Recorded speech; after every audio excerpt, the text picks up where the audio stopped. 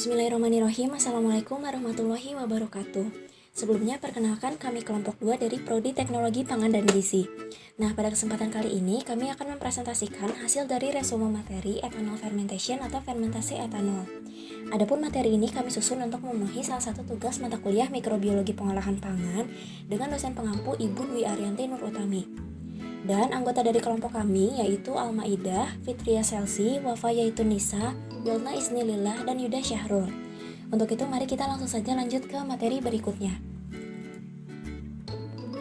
Nah, ada beberapa cara untuk melakukan fermentasi etanol. Yang pertama yaitu non-continuous dengan batch feeding, yang kedua continuous, dan yang ketiga menggunakan inokulum kembali. Dalam pengumpanan batch, pengisian tangki fermentasi, operasi inokulasi, dan pembuangan untuk fermentasi harus dilakukan sesekali. Dalam produksi industri etanol, sektor destilasi bekerja secara kontinu, maka diperlukan beberapa tangki fermentasi sehingga secara berkala dapat diperoleh tangki fermentasi pada awal, tengah, dan akhir proses fermentasi. Nah, untuk yang selanjutnya akan ada penjelasan mengenai continuous process atau proses berkelanjutan. Dapat juga sekaligus disimak skema representatif dari proses fermentasi etanol dengan 4 reaktor secara seri dan dengan daur ulang sel. Pada jenis proses fermentasi ini, pemberian pakan atau penambahan substrat dan pembuangan dari lingkungan fermentasi diproses secara kontinu dan dengan kecepatan yang sama. Karena tidak adanya periode idle yang biasanya terjadi dalam proses batch. Proses ini menghadirkan tingkat produktivitas yang lebih tinggi jika dibandingkan dengan proses terkait saat dibuat di dalam batch. Fermenter konvensional jika dilengkapi dengan pengadukan mekanis yang memadai dapat dianggap sebagai tipe campuran lengkap atau CSTF. Proses ini biasanya dilakukan dalam serangkaian reaktor dan dengan penggunaan kembali sel. Dalam konfigurasi ini, 4 reaktor ditempatkan dalam satu seri dan yang pertama mengoperasikan pengumpanan yang harus dilakukan.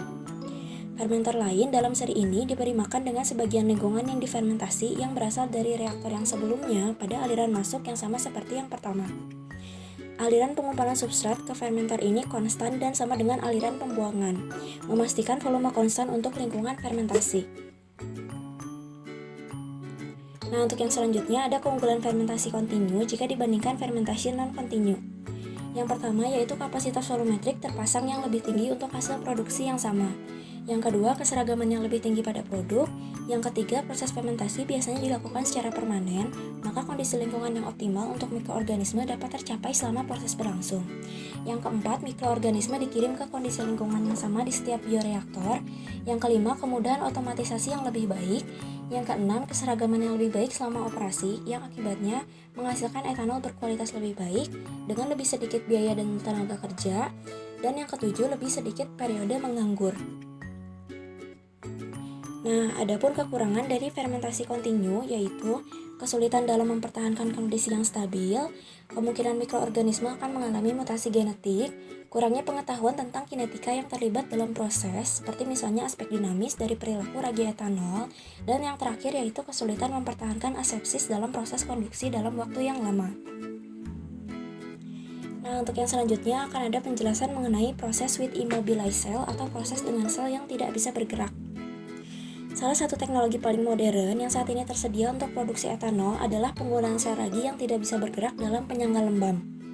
Proses ini menghilangkan tahap pemisahan mikroorganisme agen selama fermentasi etanol dan memungkinkan kemungkinan terjadinya sel bekerja dengan sel dengan konsentrasi yang lebih tinggi dalam reaktor dan menyajikan semua keuntungan dari proses yang sudah disebutkan. Imobilisasi mengacu pada teknik apapun yang sangat menghalangi sirkulasi bebas sel, yang dapat dicapai dengan agregasi sel atau dengan retensi di atas atau di dalam penyangga lembab. Bahan yang akan digunakan sebagai penyangga lembab harus memiliki sifat mekanik yang sesuai, yaitu tidak beracun bagi sel, kapasitas retensi sel yang tinggi dalam reaktor, inersia biokimia dan kimiawi, sensitivitas rendah terhadap kemungkinan tarikan mekanis, baik itu kompresi berat, tarikan geser yang disebabkan oleh fluida, atau tekanan gas internal sesekali.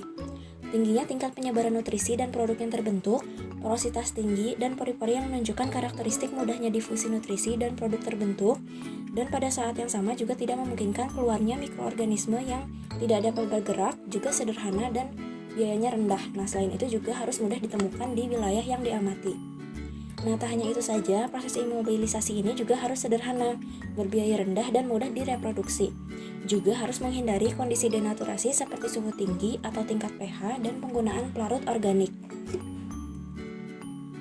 Nah, adapun keuntungan dari immobilized cell ini yang pertama yaitu resiko kontaminasi yang lebih rendah Kedua, pemisahan lingkungan fermentasi yang mudah dari biokatalis. Yang ketiga, kemungkinan menggunakan biokatalis berulang kali pada proses batch atau continue. Yang keempat, penggunaan keluaran yang meningkat. Yang kelima, kontrol kontaminasi yang lebih baik. Yang keenam, penghapusan resirkulasi eksternal sel. Yang ketujuh, memungkinkan untuk tingkat keluaran yang lebih tinggi. Yang kedelapan, dimungkinkan untuk bekerja dengan kepadatan sel yang tinggi di dalam fermentator.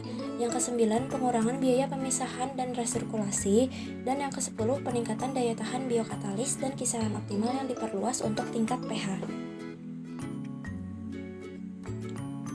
Di sisi lain, proses ini juga memiliki kelemahan, yaitu sebagai berikut. Yang pertama, resistensi terhadap perpindahan massa dari beberapa tegakan. Yang kedua, abrasi tribun. Yang ketiga, mematahkan tegakan melalui evolusi karbon dioksida. Penggunaan proses fermentasi etanol yang berkelanjutan pada skala industri dengan ragi flokulan telah menjanjikan, dan ada unit industri yang sudah beroperasi dengan proses ini secara komersial di Brasil. Jenis proses fermentasi ini menghilangkan sentrifugal dari proses industri untuk produksi etanol yang mahal untuk dipasang dan dirawat. Keuntungan dari eliminasi tahap pemisahan tetap ada bila proses ini dibandingkan dengan yang digunakan sel bebas. Namun, jika dibandingkan dengan proses fermentasi kontinu dengan ragi amobil, proses yang menggunakan hamir flokular menimbulkan biaya tambahan peralatan sedimentasi dan resirkulasi mikroorganisme agen fermentasi etanol. Nah, untuk yang selanjutnya dapat juga disimak. Berikut ini ada gambar fermentasi etanol secara terus-menerus dengan ragi amobil pada batang tebu atau biji jagung.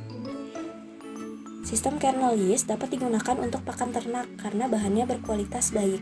Namun, meskipun bahan tersebut tidak digunakan sebagai rangsangan hewan, bahan tersebut dapat dibuang tanpa membahayakan lingkungan karena bahan tersebut alami dan dapat terurai secara hayati. Proses ini sedang diuji cobakan di unit industri di negara bagian Alagoas dan mengandalkan 3 fermentator secara seri dengan masing-masing volume kerja 810 liter. Nah, pada proses berkelanjutan ini, setelah pertimbangan, kemudian diklasifikasikan menjadi beberapa jenis. Yang pertama, proses yang dilakukan dengan sel bebas di mana mikroorganisme tersuspensi di lingkungan fermentasi. Yang kedua, proses sel flokulan di mana sel tersuspensi di lingkungan fermentasi membentuk flokulan sel. Dan yang ketiga, proses dengan sel amobil dengan penyangga lembab membentuk unggun tetap atau fluida. Dengan prosedur ini, tahapan yang mahal dalam hal implementasi dan pemeliharaan dihilangkan dari proses. Nah, mungkin itu saja penjelasan dari kami tentang ethanol fermentation atau fermentasi etanol. Kurang lebihnya kami mohon maaf. Terima kasih banyak. Wassalamualaikum warahmatullahi wabarakatuh.